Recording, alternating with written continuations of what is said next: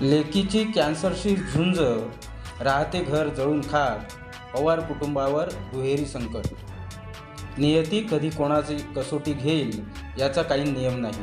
शहापूर तालुक्यातील भातसानगर येथील रहिवासी रमेश खंडू पवार यांच्या कुटुंबावरही असा दुहेरी संकटाचा डोंगर कोसळला आहे. पवार यांची 13 वर्षाची चिमुरडी कन्या कुमारी लावण्या रमेश पवार ही सध्या टाटा मेमोरियल रुग्णालयात कर्करोगाशी झुंज देत आहे.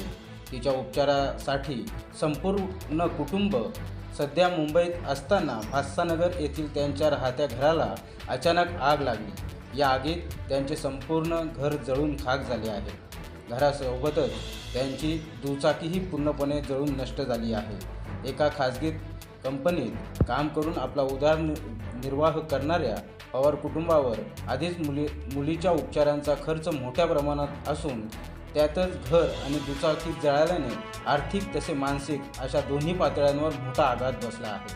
या दुहेरी संकटामुळे भातसानगर परिसरातून हळहळ व्यक्त केली जात असून अनेक दानशूर नागरिक व सामाजिक संस्था व समाजातील इतर दात्यांनीही या संकटग्रस्त पवार कुटुंबाला आर्थिक व मानसिक मदतीने सावरण्याचे आवाहन करण्यात येत आहे. विचारमंथन न्यूज, शहापूर.